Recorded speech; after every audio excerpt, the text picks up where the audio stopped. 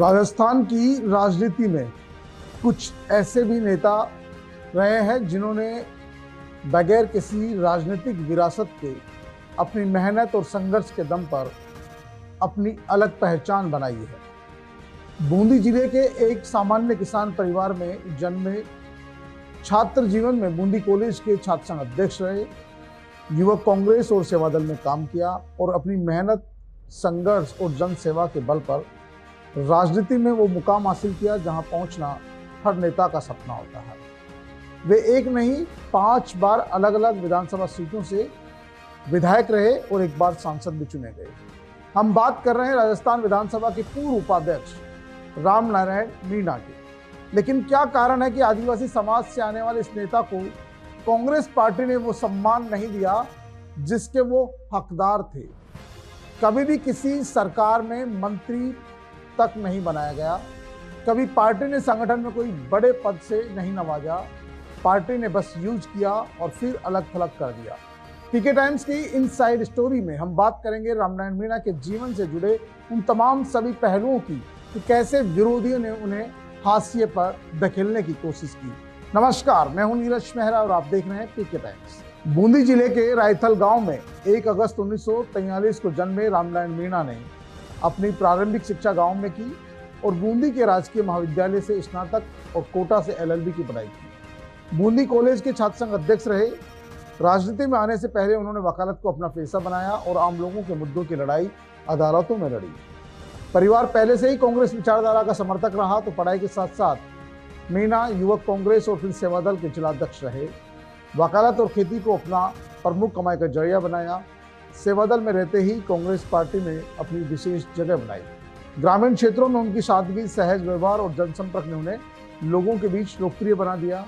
Congress party ने उनके व्यवहार को देखते हुए, पार्टी में सेवा को देखते हुए वर्ष 1977 में नैनवा विधानसभा सीट से टिकट दिया और राम नारायण मीणा सामान्य सीट से चुनाव जीत गए। इसके बाद पार्टी ने उन्हें 1980 और 85 के चुनाव में टिकट नहीं दिए, जबकि वो नैनवा की सामान्य सीट से जीतकर विधानसभा पहुंचे थे। लेकिन फिर 1990 में जब नैनवा सीट से उन्हें टिकट दिया तो मीणा फिर चुनाव जीत गए। बताया जाता है कि उस दौरान कांग्रेस पार्टी कोटा रीजन की 18 में से मात्र 2 सीटों पर चुनाव जीती थी। नैनवा सीट पर राम नारायण मीणा और हिंडोली सीट पर सचिन पायलट जी की माताजी रमा पायलट। इसके बाद राजस्थान सरकार को 1992 में बर्खास्त कर दिया गया था। मध्यावधि चुनाव हुए 1993 में, फिर नैनवा से टिकट मिला और चुनाव में फिर राम नारायण मीणा ने जीत दर्ज की। पार्टी ने 1996 में कोटा जो सामान्य सीट थी लोकसभा की, वहां से टिकट दिया। राम नारायण मीणा वहां मात्र 685 वोटों के बहुत कम मार्जिन से हारे और उनका कहना है कि वो भी उन्हें फर्जीवाड़े में हराया गया, लेकिन चुनाव हारे। फिर 1998 में जब लोकसभा चुनाव हुए तो राम नारायण मीणा को कोटा से टिकट मिला और वो सांसद बने। उस समय कोटा जो लोकसभा सीट थी उस पर कोटा, बूंदी और बारां के लोग वोट कास्ट करते थे, यानी कि वो तीनों जिलों में ही लोकप्रिय थे क्योंकि बूंदी के रहने वाले थे और इस इलाके में काम करते थे। लोकसभा 1999 में भंग हो गई थी और फिर लोकसभा चुनाव 1999 में हुए, उन्हें टिकट मिला लेकिन हार गए। पार्टी ने 2003 में नैनवा से फिर MLA का टिकट दिया और चुनाव में जीत दर्ज की। वर्ष 2008 में उनियारा सामान्य सीट से फिर उन्हें टिकट दिया गया। राम नारायण मीणा ने जीत दर्ज की, लेकिन जब 2013 के चुनाव आए तो उन्हें राम नारायण मीणा को टिकट नहीं दिया गया। राम नारायण मीणा को पार्टी ने जब भी टिकट दिया हमेशा सामान्य सीट से टिकट दिए। उन्हें 7 टिकट मिले, 7 बार मिले और 5 बार उन्होंने चुनाव जीते। कांग्रेस पार्टी के बड़े नेताओं ने हमेशा राम नारायण मीणा जैसे सीनियर नेताओं को हाशिए पर धकेलने का काम किया। कांग्रेस की सरकार बनने पर भी उनसे जूनियर विधायकों को मंत्री पदों से नवाजा जाता रहा और राम नारायण मीणा देखते रहे। हालांकि वर्ष 2012 में अशोक गहलोत जब मुख्यमंत्री थे तो उन्होंने राजस्थान विधानसभा में उन्हें उपाध्यक्ष बनाया। यही राम नारायण मीणा के लिए सबसे बड़ा पद रहा। इसके बाद वसुंधरा जी की सरकार आ गई, लेकिन विधानसभा उपाध्यक्ष रहते हुए, चुनाव जीते हुए विधायक को टिकट नहीं दिया गया और वो बैठे रहे। लेकिन जब 2018 के चुनाव आए तो राम नारायण मीणा को एक बार फिर पीपलदास सीट से, ये सीट कांग्रेस पार्टी पिछले लगातार कई चुनावों से हार रही थी, लेकिन लगा कि भाई अब कोई वहां लड़ने वाला ही नहीं था तो राम नारायण मीणा को टिकट दे दिया गया और राम नारायण मीणा ने उस जो बहुत ही पेचीदा सीट मानी जाती थी, अपनी सादगी और व्यवहार से सबका दिल जीत लिया और पीपलदा से विधायक चुनकर आ गए।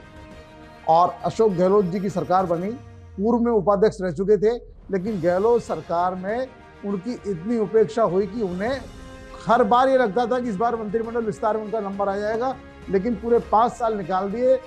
रामनारायण मीणा जी को किसी भी मंत्री या किसी आयोग चेयरमैन नहीं बनाया गया और उस समय उनको बड़ी ऐसी थी, उन्हें लगता था कि उन्हें पूर्व में उपाध्यक्ष बनाया गया है तो कम से कम विधानसभा अध्यक्ष बना दिया जाएगा, कैबिनेट मंत्री बना दिया जाएगा या किसी भी विभाग का मंत्री बना दिया जाएगा, क्योंकि वो 1977 से कांग्रेस पार्टी में विधायक बने थे, 5 बार विधायक रह चुके थे, एक बार सांसद रह चुके थे, तो उनको लगता था। और आदिवासी समाज से आते थे, लेकिन उनसे जूनियर जो बाद में आए पार्टी में वो मंत्री पदों पर बैठे थे, कैबिनेट मंत्री थे, लेकिन रामनारायण मीणा का नंबर नहीं आया।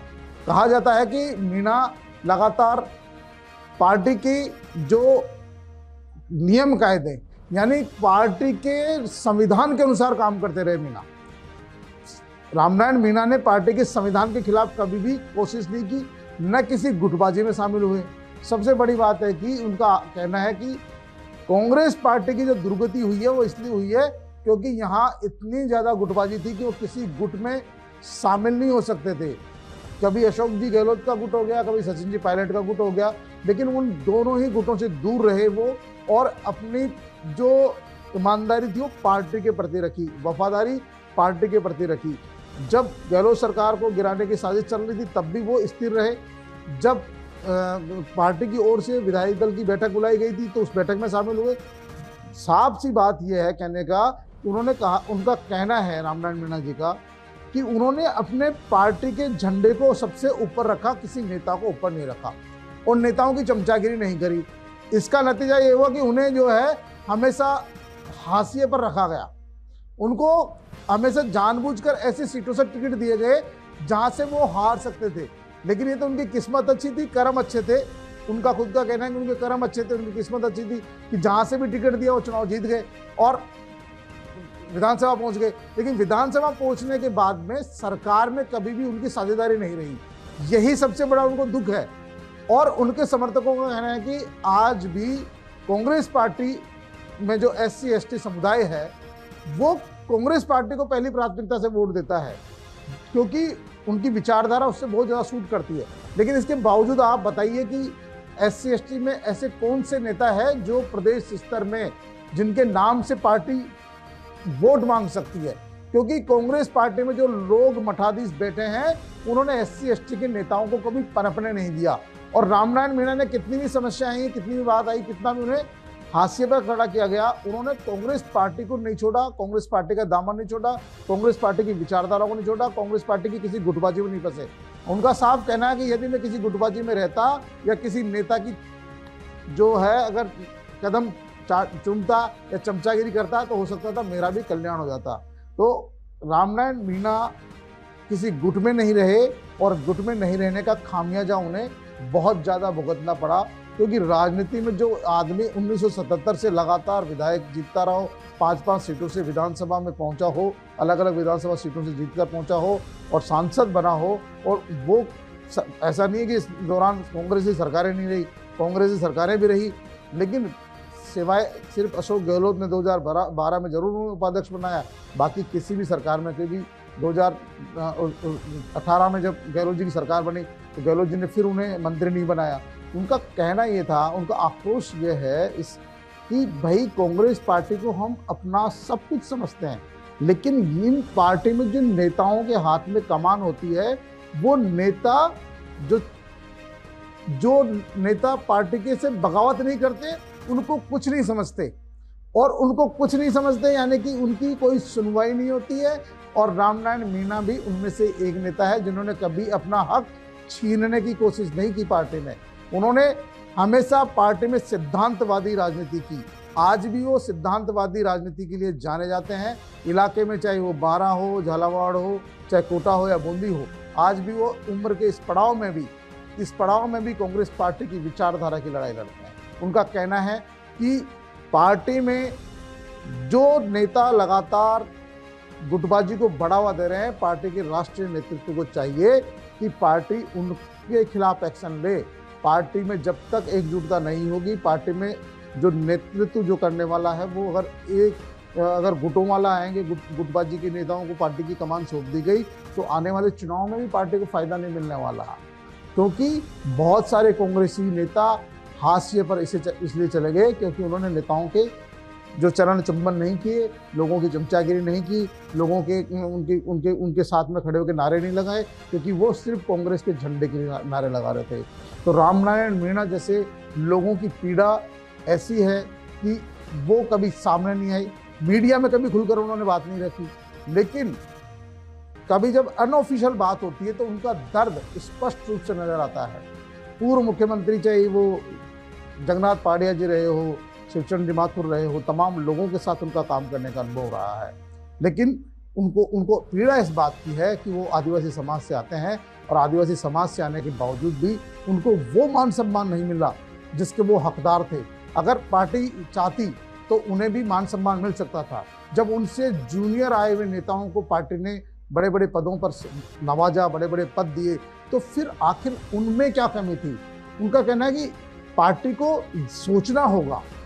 पार्टी जब तक राहुल गांधी पार्टी के जो पुराने नेता है, भाई नए नेतृत्व को आगे बढ़ाया जाना चाहिए। उनका भी कहना है नए नेतृत्व को आगे बढ़ाओ, लेकिन पुराने वाले जो नेता है, पुराने कार्यकर्ता है, उनको भी तो पार्टी में कहीं न कहीं मान सम्मान मिलना चाहिए।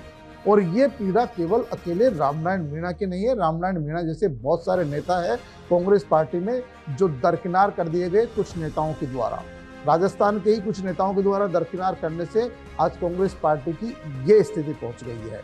तो ये दर्द केवल रामनारायण मीणा का नहीं, उन जैसे बहुत सारे नेताओं का है।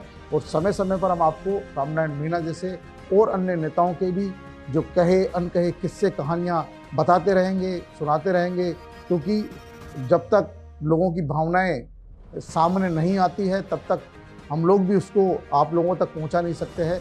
लेकिन फिर भी कुछ भावनाएं रामनारायण मीणा जी की हमसे साझा हुई, उनसे बातचीत में हमको लगा कि वाकई में उनका दर्द है।